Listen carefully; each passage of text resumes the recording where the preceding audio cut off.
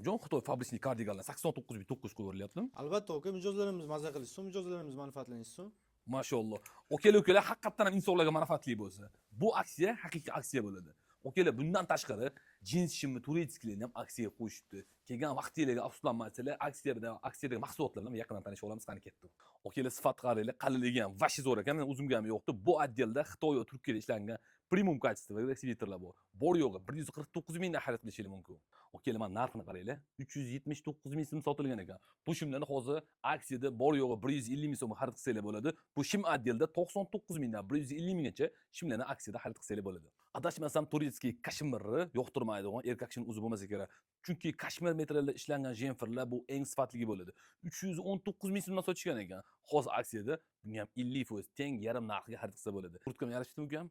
Nimaga aynan kurtkaga e'tibor qaratyapman? Chunki bu do'konda qo'lingizga ushlagan kurtkalar 50% chigirma. Amir do'konini ko'pchilik yaxshi biladi. Tovarlarni ham eng premium klassidan olib keldi. Bekorga nomi Amir premium emas.